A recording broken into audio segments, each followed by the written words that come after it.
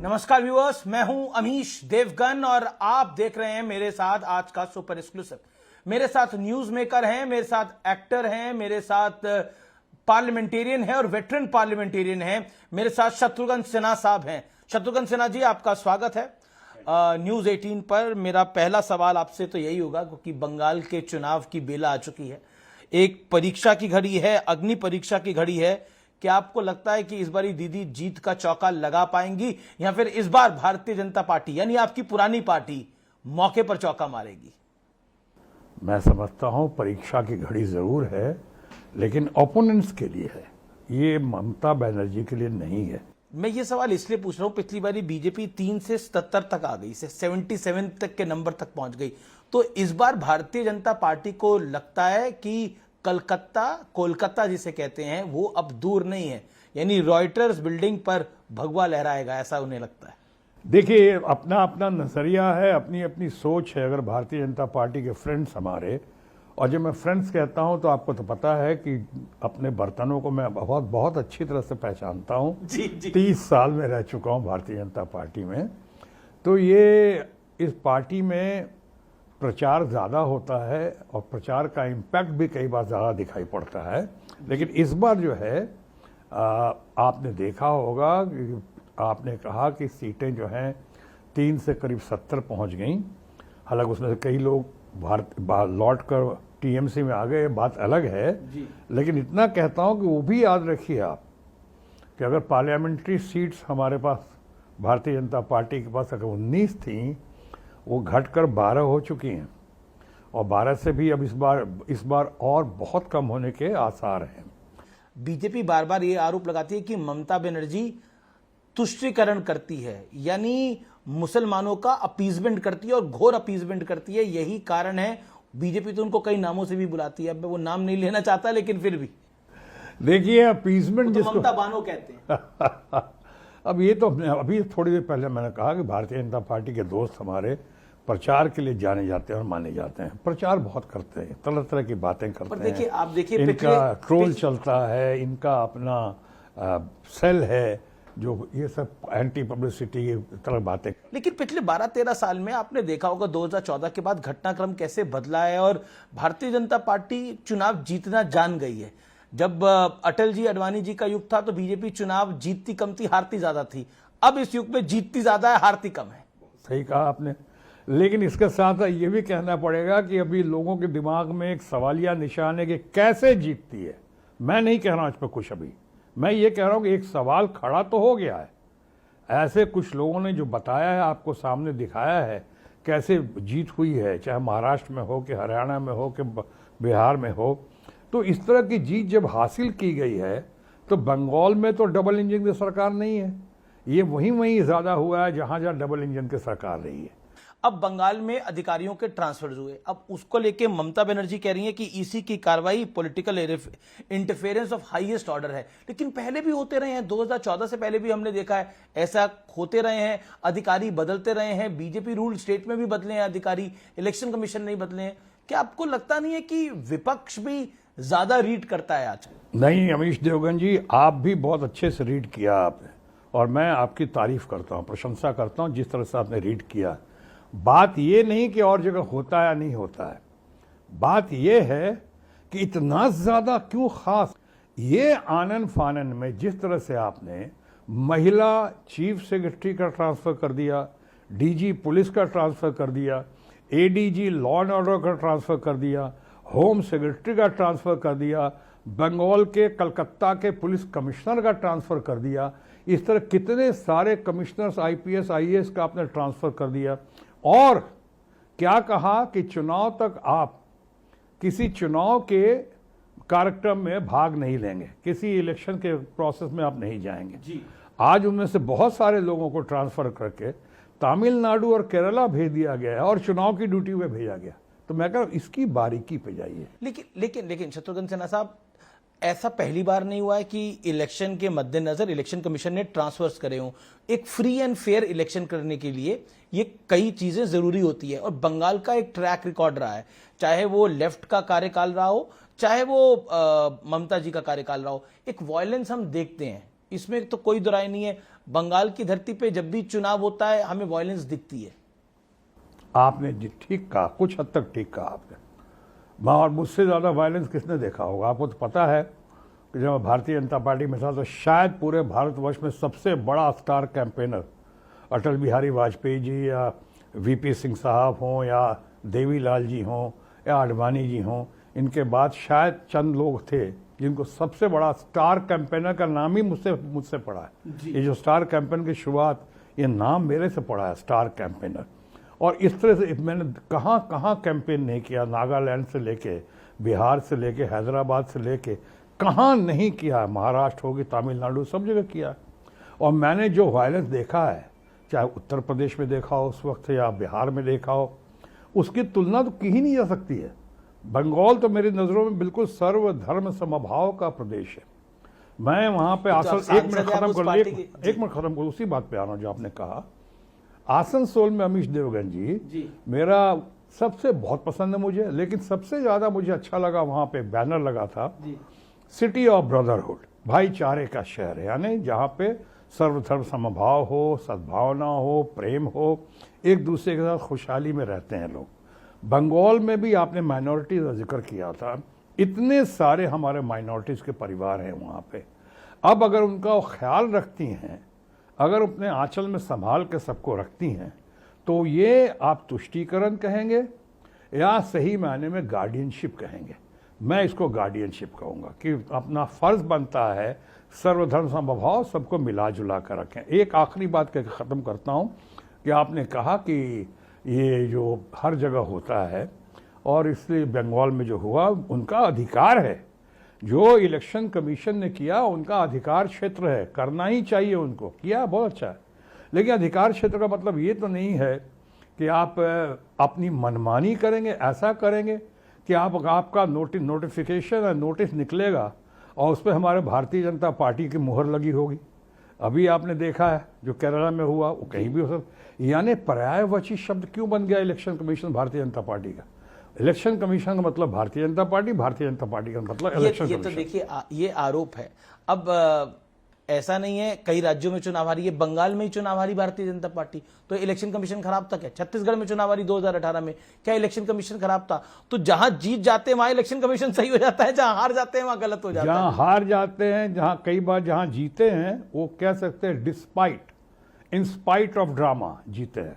और उसके बाद बहुमत जब सामने आती, जैसे इस बार बंगाल में कुछ भी कर ले, बंगाल में ममता जी की जीत होगी क्योंकि बहुमत उनके साथ है, वहाँ की जनता, जनार्दन का आशीर्वाद है ममता बनर्जी के साथ, और इसलिए वो जीतेंगे। एक मेरा प्रश्न है, क्या वापस बीजेपी में कभी जाएंगे अगर मोदी जी बुलाएं? नहीं, मैं व्यक्तिगत तौर पे मोदी जी को मैं अपना मित्र मानता हूँ, हमारी पुरानी दोस्ती है, और मैं इसलिए आप देखते हो कि मैं हमेशा उनको बहुत रेस्पेक्ट के साथ, दोस्ती के साथ उनका जिक्र करता हूँ। मुझे व्यक्तिगत तौर पे किसी से कोई शिकायत नहीं। अब जिन लोगों ने खेल किया मेरे साथ या खेल करने की कोशिश की, उनमें कुछ लोग अब दुनिया में नहीं हैं, अब मुझे उनसे भी शिकायत नहीं है। लेकिन मैं ये ज़रूर है कि भरी जवानी में स्टारडम में या सुपर स्टारडम में बगैर टायर्ड और रिटायर्ड हुए, बगैर फेल हुआ, फ्लॉप हुए, मैं भारतीय जनता पार्टी में, भारत की राजनीति में आया, भारतीय जनता पार्टी में आया, अपनी सामाजिक जिम्मेदारी के तहत आया। और सामाजिक जिम्मेदारी के तहत आया, भले कि वैसे बीजेपी ने भी आपके साथ बहुत बुरा किया था, आते ही आपको राजेश खन्ना के सामने चुनाव में लड़वा दिया था। वो तो मैं आडवाणी जी को ना नहीं कह सकता था। आडवाणी जी, हमने कहा शुरू से मैं उनको फ्रेंड, फिलोसफर, गाइड और गुरु माना है। उन्होंने कहा कि राजेश खन्ना के साथ मैं तो चुनाव के लिए तैयार, मैं तो जयप्रकाश नारायण जी से प्रभावित होकर मैं राजनीति में आया था, और मैं हेल्दी राजनीति के लिए आया था, और ये सोच के आया था कि चुनाव नहीं लड़ूंगा मैं। लेकिन मैं आडवाणी जी की बात नहीं कर सका, और बगैर तैयारी के सीधे कूद गया, और सामने उस चक्कर में चुनाव तो हार ही गया, हरा दिया गया या हारा, और साथ ही में मैं अपने दोस्त को भी हार गया। वो हमारा राजेश खन्ना भी हमसे गया, मेरे बहुत अच्छे मित्र थे, वो नाराज थे। मेरी बड़ी इच्छा थी कि जब हॉस्पिटल में थे वो, कि मैं भी कुछ दिनों के लिए हॉस्पिटल में था, तो मैं सोचा जाके सबसे पहले फिर माफी मांगूंगा, हमसे इतना नाराज क्यों है। उस चक्कर में अभी तक नाराज थे।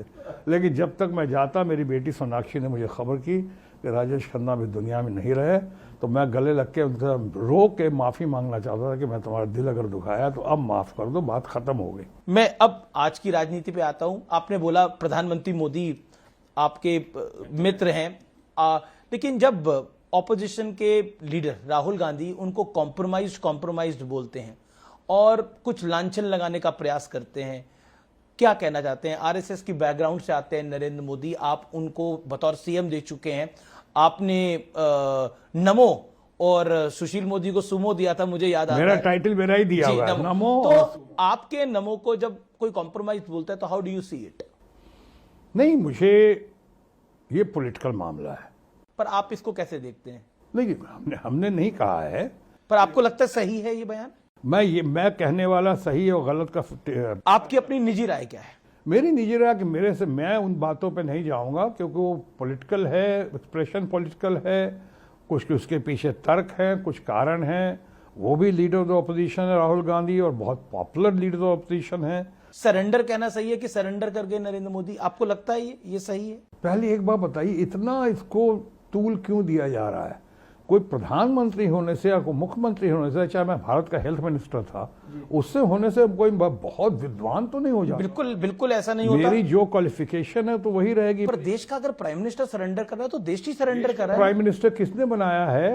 ये तो आप उनको, आपकी बातें आपको लगता है नहीं सुनी जा रही हैं, तो आप ऐसी कुछ बातें करते हैं जो सामने वाला को चुप भी जाए, शायद इसी बहाने कुछ बोले, शायद इसी बहाने पार्लियामेंट में आए, शायद इसी बहाने कोई बयान दे। आपको लगता है चुभने के लिए सरेंडर और कॉम्प्रोमाइज शब्द बोले जा रहे हैं, चुभाने के लिए? मैं तो अपनी, आप मुझसे अगर पूछेंगे अमीश देवगन, तो मैं तो अपनी मर्यादा का बहुत ख्याल रखता हूं। आप जानते हैं मैं शब्दों का चयन और भाषा की मर्यादा का हमेशा ध्यान रखता हूं। आपको लगता है मर्यादा का ख्याल विपक्ष को भी रखना चाहिए? लेकिन आपसे थोड़ी देर पहले मैंने कहा था कि सिर्फ विपक्ष के राहुल का क्यों कहते हैं, हमारे बहुत सारे रूलिंग पार्टी के लोग। मैं रूलिंग पार्टी पे आऊंगा, लेकिन क्या आपको लगता है मर्यादा का ख्याल रखना चाहिए? मैं आप मर्यादा अवश्य रखना चाहिए। मैं तो हेल्दी पॉलिटिक्स के लिए आया था, आपको कहा था जयप्रकाश नारायण जी से प्रभावित होकर आया मैं, तो मैं तो चाहता था कि हेल्दी पॉलिटिक्स हो। लेकिन अब देख रहा रूलिंग पार्टी वाले भी क्या क्या नहीं कर रहे हैं। 2029 का लोकसभा चुनाव अगर आएगा तो आपको क्या लगता है कि कौन चुनौती दे सकता है? राहुल गांधी दे सकते हैं या ममता बनर्जी चुनौती दे सकती हैं? नहीं, बहुत आपने ठीक कहा, दोनों दे सकते हैं। ममता बनर्जी, एक को चूज करना, अगर एक को चूज करना हो तो उस हिसाब से मैं चूज करूंगा। बहुत दिनों से महिला प्रधानमंत्री आई नहीं है, उस दृष्टिकोण से मैं कहूंगा, जैसे आज तक भारत की सबसे बड़ी स्टार प्राइम मिनिस्टर कोई हुई तो इंदिरा गांधी हुई, उसी तरह से आज अगर सुपर स्टार प्राइम मिनिस्टर कोई होगा तो हो सकता है। तो मतलब आप कह रहे हैं कि 2029 में अगर ममता लीड करें तो बेहतर होगा? मैं ये नहीं कह रहा हूं, ये तो डिसाइड करेंगे सारे एमपीज मिलकर। ये तो आप लोग डिसाइड करें, एमपीज मिलकर डिसाइड करेंगे, भारत की जनता डिसाइड करेगी। लेकिन आपने मेरी इच्छा पूछी। मेरा सवाल डायरेक्ट ये है कि 2029 में ममता जी को लीड करना चाहिए, नहीं करना चाहिए? मैं मानता हूं कि ममता जी चूंकि महिला हैं और बहुत सालों से हमने किसी महिला को प्रधानमंत्री के तौर पे नहीं देखा है, और ममता जी क्वालिफाइड हैं, कॉम्पिटेंट हैं, एक्सपीरियंस हैं, ट्राइड हैं, टेस्टेड है, सक्सेसफुल है, इसलिए ममता जी को आगे आना चाहिए। बाकी तो निर्भर करेगा, डिसाइड करेगा इंडिया ब्लॉक पे, तमाम अपोजिशन पे, हमारे पार्लियामेंटेरियंस। जी, मेरा अगला प्रश्न है, अब आपके गृह प्रदेश पे है, वो बिहार पे है। बिहार में बहुत बड़ा परिवर्तन होने जा रहा है। नीतीश कुमार इतने वर्षों बाद सीएम हटेंगे, भारतीय जनता पार्टी, आपकी पुरानी पार्टी का सीएम आएगा। क्या लगता है आपको, ये कितनी बड़ी बात है? ये किस दृष्टिकोण से कहूं, बड़ी बात भी लगती है और बुरी बात भी लगती है। ये आपने कहा कि 25 से क्या 21 से 25 ने 25 से 29 फिर से नीतीश जी, तो आपने नीतीश बाबू के नाम पे, वो हमारे मित्र है, जैसे लालू यादव हमारे मित्र है, नीतीश बाबू भी बहुत अच्छे मित्र है, हमें तो बड़ा भाई कहते रहे कई बार। तो वो 25 से 29 आप नीतीश बाबू के नाम पे चुनाव लड़ते हैं, उनको लेकर आते हो, कहते हैं सीटें ज्यादा हो कम हो मुख्यमंत्री यही होंगे। तो ये आपने थोप दिया, ये आपने लोगों के जहन पे एकदम प्रिंट कर दिया। तो आपको लगता है बीजेपी का सीएम नहीं होना चाहिए, जेडीयू का ही सीएम होना चाहिए? नहीं, तो सिंपल बात है, मैं कहूंगा जिसकी मेजोरिटी उसका होना चाहिए।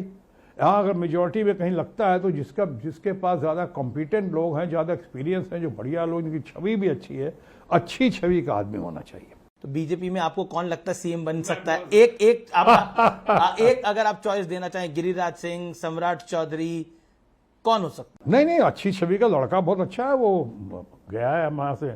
मैं नहीं कह रहा हूँ कि सीएम और नो सीएम, वो तो आप डिसाइड करेंगे, आप लोग डिसाइड करेंगे, लेकिन नितिन नवीन बहुत अच्छा लड़का है? पर है। वो तो पार्टी अध्यक्ष बन गए हैं। पार्टी अध्यक्ष, यहाँ से अध्यक्ष बन के भी बहुत लोग चुनाव लड़ते हैं, ऐसी बात नहीं है। अब तो राज्यसभा में आ गए, आपको मिलेंगे पार्लियामेंट में। हाँ हाँ, अच्छा आदमी है, अच्छा लड़का, मैं उसको बहुत मानता हूँ, उसके परिवार को मानता हूँ। नितिन नवीन का पिताजी मेरे साथ बहुत करीब रहे, इन लोग का सहयोग मेरे साथ भी रहा, मेरा भी आशीर्वाद इन लोगों के साथ रहा, नितिन नवीन के साथ भी। अच्छे ऐसे और होंगे, लेकिन हम समझते हैं कि पार्टी लीडरशिप ये लोग चुन लेंगे। अगर पर्ची से नहीं निकाला गया नाम, तो कोई अच्छा आदमी जो कॉम्पिटेंट हो, क्वालिफाइड हो और जिसकी छवि बहुत अच्छी हो। दो तीन नाम लिए, कौन हो सकता है? तो आप अपनी चॉइस बता दीजिए, आपकी चॉइस क्या है? अमीश देवगन जी, आप बहुत समझदार और सियाणे हैं। जी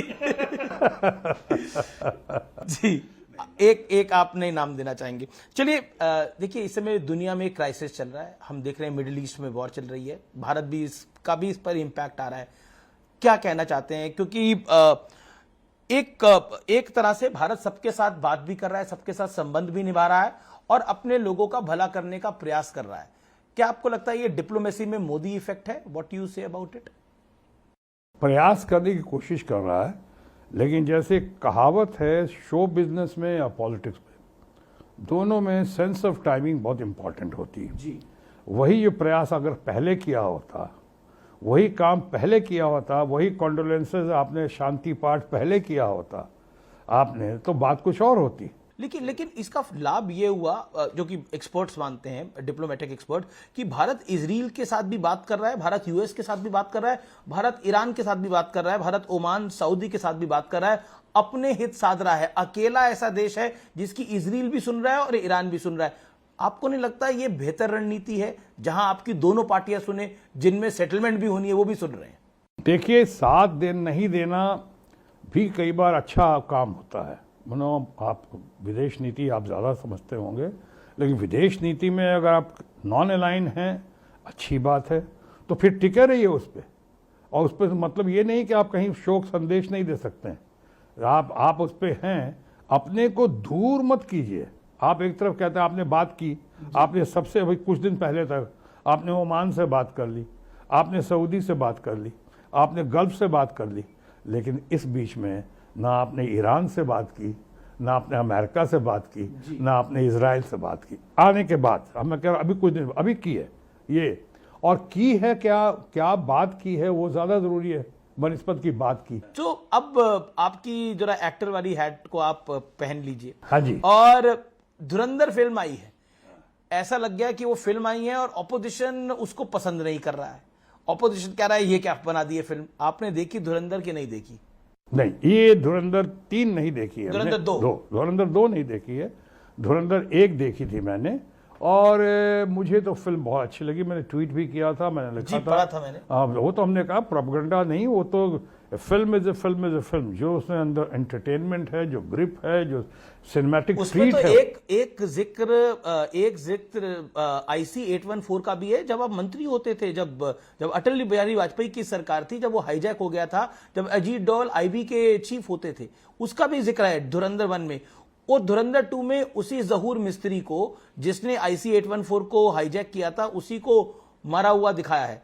पर आखिरकार विपक्ष के लोगों को धुरंधर 2 से इतनी दिक्कत क्यों हो गई? नहीं, उन्हें प्रोपेगेंडा एजेंडा क्यों लग रहा है? मैंने खुद दिल से कहा था और बहुत तारीफ की थी। मैं समझता हूं कि आज रोल मॉडल बनकर उभरा है आदित्य धर। इतना बढ़िया डायरेक्टर, इतनी बढ़िया फिल्म, और ऐसी इंटरटेनमेंट, ऐसी ग्रिपिंग फिल्म हमने बहुत सदियों में नहीं देखी, शायद जमाने के बाद नहीं देखी। अभी धुरंधर 2 नहीं देखी हमने, लेकिन तारीफ बहुत आ रही है और रिकॉर्ड कमाई कर रही है। तारीफ भी आ रही है, कुछ कंट्रोवर्सीज भी आ रही हैं, लेकिन मैं इसके बारे में तभी कह पाऊंगा जब मैं देखूंगा। धुरंधर 1 आपको अच्छी लगी? बहुत अच्छी। तो अगर 1 अच्छी लगी तो मेरे को लगता है 2 आपको बहुत अच्छी लगने वाली। हो सकता है, व्हाई नॉट, हो सकता है अच्छी लगे। पर जो आपके फ्रेंड्स ही मैं बोलूंगा, जो धुरंधर 2 का विरोध कर रहे हैं, उनको आप क्या कहना चाहेंगे? नहीं, मैं जब देख लूंगा ना, एक लाइन में कुछ तो कहना चाहेंगे आप? अगर आप चाहते हैं कि मैं कह दूं खामोश, तो वो अभी नहीं कहूंगा। वो अभी नहीं कहूंगा, लेकिन फिल्म देखने के बाद कहूंगा। मैं देख लूंगा। अच्छा, धुरंधर 1 क्या, जिन्होंने क्रिटिसाइज किया, उनको आप क्या कहना चाहते हैं? नहीं, धुरंधर 1 का मैं समझता हूं, जब मैंने तारीफ कर दी जी, जब मैंने तारीफ कर दी तो बात खत्म। अच्छा, तो उनको खामोश कहना चाहेंगे? नहीं, वो खामोश तो हो गया ना उसके बाद। जी। अगला प्रश्न मेरा यह है कि क्या आपको लगता है कि फिल्म्स को लेकर जो कंट्रोवर्सी क्रिएट करने का प्रयास होता है, कई सारी फिल्में आई, कंगना रनौत भी मेंबर ऑफ पार्लियामेंट है, उनकी भी एक फिल्म आई इमरजेंसी जिसको लेकर बहुत बवाल हो गया, तो क्या आप कहना चाहते हैं फिल्मों के अराउंड जो कंट्रोवर्सी होती है, बिकॉज सिनेमा तो सिनेमा है, क्या कहना चाहते हैं? मैं व्यक्तिगत तौर पे इन लोग को मानता हूँ, ये लोग स्ट्रगल करके ऊपर आए हैं, ये लोग ये मानते हैं कि जनता के द्वारा चुन के आए हैं और इन्होंने जिंदगी में स्ट्रगल किया है बहुत, तो लेकिन फिल्मों में रियल लाइफ में अंतर होता है, उतना ही अंतर होता है जितना रियल लाइफ में और रियल लाइफ में होता है। कंगना रनौत ने अभी राहुल गांधी पर एक टिप्पणी करी, एक बयान दिया, राहुल गांधी के लिए बोला कि वो बहुत ही खराब हरकतें करते हैं, एग्जैक्टली कोट एंड कोट में बहुत ही मतलब बोला कि वो जिस तरह की हरकतें करते हैं महिला सांसद वो असहज महसूस करती हैं। एनीथिंग यू वांट टू से टू कंगना रनौत? नहीं, मैं व्यक्तिगत मैं आप जानते किसी पर टीका टिप्पणी नहीं करता हूँ। मैंने कहा ये लड़के जो है, बच्चे जो हैं, ये जो आए हैं, ये जो स्ट्रगल करके आए हैं, जीत कर आए हैं, इनको मेरा शुभकामना है, शुभाशीष है। लेकिन हाँ, ये ज़रूर कहूँगा कि वो जीसस क्राइस्ट का वो डायलॉग याद दिलाना चाहूँगा कि किसी पे पत्थर फेंकने से पहले अपने गिरबान में भी देखना चाहिए कि पहले वो पत्थर फेंके जिसने खुद कोई पाप ना किया हो। और आप लीडर ऑफ अपोजिशन के ऊपर ऐसी भाषा का प्रयोग करेंगे, आपने डिबेट वहीं से शुरू किया था कि जो प्रधानमंत्री के ऊपर कहा जाता है, आप प्रधानमंत्री जो कहते हैं, क्या आप हमारे बच्चे आज भी फिर उसी प्रथा को लेकर आगे चलेंगे? अपने को देखें, पहले अपने ऊपर देखें। अगर उन्होंने कोई खुद का पाप नहीं किया हो तो शायद किसी भी कुछ कह डाले तो समझ में आती है बात, लेकिन मैं या कोई भी इससे एग्री नहीं करेगा कि आप लीडर ऑफ अपोजिशन हो, कि हमारे ऑनरेबल प्राइम मिनिस्टर हों, उनके ऊपर आप ऐसी बात करें कि आप गंदा बोलें, टपोरी बोलें, तो ये बात तो सही है, नहीं लगती। तो कंगना जी से मुलाकात होती है तो कभी आप बोलते काश मुलाकात होती, अभी मुलाकात सदन में तो होती होगी, पार्लियामेंट में तो होती होगी, इत्तेफाक से नहीं हुई है, जूनियर है, बहुत नहीं है, लेकिन अच्छा मैं तो कहता हूँ, मैं तो कंगना को मानता हूँ कि स्ट्रगल करके लड़की ऊपर आई है। और उसे भी कहा जा सकता है, मैंने पहले भी कहा, she is a self made girl. लेकिन अब ज़रूरत है उनको, चाहे उनके जैसे लोगों को, कि थोड़ी ट्रेनिंग मिले, थोड़ी ब्रीफिंग मिले, समझ बूझ कर बोले। कभी किसानों को, महिलाओं के बारे में कुछ बोल जाते हैं, वो भी अच्छा नहीं है, किसी के बारे में ऐसे नहीं। जी, तो क्या राजनीति का इस सियासत का धुरंधर आप नरेंद्र मोदी को मानते हैं, नहीं मानते हैं? हाँ, धुरंधर अपने, अगर आप कहें रूलिंग पार्टी का, तो वहाँ मानता हूँ धुरंधर। और अभी अगर आप कहें ऑपोजिशन में, तो राहुल गांधी को धुरंधर मानता हूँ। और अगर आप ये तो आप पॉलिटिकली बिल्कुल करेक्ट हो जाते हैं। इसलिए कि वो भी लीडर ऑफ अपोजिशन है, कैबिनेट रैंक है जी। और एक बात आप नहीं भूलना चाहिए हम लोग किसी को, कि मोदी जी हमारे मित्र जो है, प्रधानमंत्री हैं, वो 30 से लेकर 37% लोगों के नेता हैं, वो सही मायनों में। जबकि लीडर ऑफ अपोजिशन जो है 67% से लेकर 70% तक का नेता है। तो इसको आप अंडरस्टिमेट कैसे कर सकते हैं, उनको कैसे कम मानेंगे? और he must be given due respect, जो वो डिजर्व करते हैं। और मुझे लगता है वो डिजर्व करते हैं। अगर धुरंधर हैं नरेंद्र मोदी, तो धुरंधर राहुल गांधी भी हैं, और हमारी ममता बनर्जी। जी। तो अपने अंदाज में आप नरेंद्र मोदी के लिए कोई डायलॉग कहना चाहेंगे, कोई बात बोलना चाहेंगे नरेंद्र मोदी को, प्राइम मिनिस्टर को? हाँ, नहीं, वो तो मैं यही कहना चाहूँगा कि लोग ऐसा सोचते हैं तो क्यों सोचते हैं कि लश्कर भी तुम्हारा है, सरदार तुम्हारा है, तुम झूठ को सच लिख दो, अखबार तुम्हारा है। इस दौर के फरियादी जाएं तो कहाँ जाएं, कानून तुम्हारा है, सरकार तुम्हारा है। और अगर आप राहुल गांधी के लिए कहना चाहें जी, कि राहुल गांधी को कहना चाहें, तो अब जो राहुल गांधी का जो तेवर देखता हूं, तो मैं कह सकता हूं एज एन ऑब्जर्वर कि आबरू पे आंच आए अगर तो टकराना जरूरी है, जो जिंदा हो तो फिर जिंदा नजर आना जरूरी है। आपके मुताबिक भोजपुरी इंडस्ट्री की मैं बात कर रहा हूं, रवि किशन, मनोज तिवारी, पवन सिंह, खेसारी लाल, इन सब में से बड़ा स्टार कौन है? एक अगर आप किसी को चुनना चाहेंगे तो रवि किशन, मनोज तिवारी, पवन सिंह या खेसारी लाल? आप ये लोग मुझे बड़े भाई के समान आदर देते हैं, सब बड़े अच्छे हैं, बहुत बड़ी इंडस्ट्री हो गई। अरे खेसारी लाल भी बहुत अच्छा लड़का है। रवि किशन को तो मैं रवि किशन को बहुत शुरू से बहुत मानता रहा हूँ। मनोज तिवारी वगैरह बहुत अच्छे हैं, ये लोग इतने साल से हैं। आप एक को चूज करना आपको पसंद? पवन सिंह भी बहुत, पवन सिंह तो सुना कि वो चुनाव भी लड़ने आ रहे थे आपके खिलाफ, पर फिर वो कोई बात नहीं, कोई भी लड़ सकता है। आप किसको देखना पसंद करते हैं? Choose one. मैंने बहुत ज्यादा फिल्में देखी नहीं है, लेकिन रवि किशन की जो फिल्में देखी हैं उसकी तारीफ हुई है। और एक लापता लेडीज आई थी, हाँ जी जी उसमें भी उसकी बहुत तारीफ हुई थी। जी जी जी तो ऐसे कलाकार के तौर पे रवि किशन को की फिल्म देखी है, इसलिए मैं उसको पसंद करता हूँ। रैपिड फायर राउंड में अगला सवाल है, विपक्ष का भविष्य कौन है? राहुल गांधी है, ममता बनर्जी है या अखिलेश यादव? अरे अखिलेश यादव तो बड़ा एक को चूज डायनेमिक है, बहुत ही जबरदस्त है अखिलेश यादव। उसका वर्तमान भी अच्छा, भविष्य भी बहुत उज्जवल है। लेकिन एक को मैं कैसे चूज करूं? आप चाहते हो कि बाकी लोगों से अब विपक्ष में भी लड़ाई करूं? रूलिंग में तो लड़ाई हो चुकी है, अब यहां भी कर। ठीक है। जेनजी में किसका ज्यादा क्रेज है, राहुल गांधी का या अभिषेक बनर्जी का? बंगाल में अभिषेक बनर्जी का पर डेफिनेटली। ओवरऑल तो राहुल गांधी डेफिनेटली जो लीडर ऑफ द ऑपोजिशन है भाई, 70% लोगों को रिप्रेजेंट करते हैं वो। और जेनजी बताए, ये सब अभी नेपाल के बाद हमारा अपना पड़ोसी देश नेपाल, ग्रेट कंट्री नेपाल, उससे निकला है जेनजी। जैसे मुशर्रफ एक बार आया था तो एक नया आप लोगों ने एक्सप्रेशन निकाला था, बॉडी लैंग्वेज क्या कह रही है मुशर्रफ की, याद है आप लोगों ने निकाला था ये जब वो उनका आगरा विजिट, आगरा समिट में आए, तो वो आप लोगों का निकाला हुआ था। और अभी जेनजी जो है इधर का निकाला हुआ है। अब मैं समझता हूँ जेनजी में बहुत ताकत है, काबिलियत है, और जेनजी अच्छा कर रहे हैं। और जेनजी जिसको चूज कर रहे हैं, मैं समझता हूँ बहुत अच्छे लोग हैं, उनको चूज कर रहे हैं। अगला सवाल, कौन सी धुरंधर आपको पसंद है? कौन सी फिल्म आपको पसंद है? धुरंधर, पठान, एकता टाइगर या धुरंधर 2? देखिए, मैं धुरंधर तो मुझे बहुत पसंद आई है। ओके। पठान और शाहरुख खान जो उसका नेशनल आइकॉन है भाई शाहरुख खान, उसकी फिल्म तो मुझे बहुत पसंद है ही, लेकिन मैंने देखी नहीं ना, मैंने पठान देखी। धुरंधर आपको अच्छी लगी? धुरंधर बहुत अच्छी लगी। नरेंद्र मोदी की एक खासियत? उनका एनर्जी लेवल, अच्छे मैच नहीं कर सकते हैं। नो नो नो, अब what can energy, God bless him. इस मामले में भगवान उनको हमेशा तंदुरुस्त रखें, मजबूत रखें, दीर्घायु रखें, और उनकी एनर्जी लेवल से हम सब लाभान्वित हों, देश लाभान्वित हो, यही मेरी कामना और शुभकामना है। आखिरी सवाल, आपके घर का नाम रामायण है, अभी आपकी बिटिया की भी कभी विवाह हुआ है, सब ठीक ठाक है? बिल्कुल ठीक ठाक है, बहुत अच्छा। लेकिन आप अमीश देवगन स्टाइल में जिस सवाल को आप आखिरी में लाए हैं, तो मैं थोड़ा सा इसका जवाब दे ही दूं कि हम बहुत खुश हैं। सोनाक्षी की जो शादी हुई है, मेड फॉर ईच अदर लगते हैं दोनों। जहीर उनका जो हस्बैंड है और Sonakshi, they look absolutely made for each other. और सबसे बड़ी और सबसे अहम बात यह है अमीश देवगन जी कि हमने जो कुछ भी किया है, कोई गैर कानूनी काम नहीं किया है और संविधान के खिलाफ नहीं किया। बच्चे जवान हैं, बच्चे एडल्ट हैं, अगर उनकी पसंद है, वो खुश हैं, तो मियाँ बीबी राजी, तो क्या करेगा काजी। ठीक है, अच्छा, हमें उनका साथ देना चाहिए बच्चों को। मैं होल हार्टेडली और आपके चट्टान की तरह उनके साथ हूँ। और आपके दोनों बेटे? लावर कुश बहुत अच्छे हैं। मैं बहुत भाग्यशाली हूँ कि आज के ज़माने में भी जेन जी का भी जिक्र किया, उसको भी देखते हुए आज के लोग जिम कल्चर में हैं, अपनी फिल्में बना रहे हैं, अपना काम कर रहे हैं, बहुत अच्छा कर रहे हैं, और बहुत लो की रहते हैं और हाई की परफॉर्मेंस दे रहे हैं।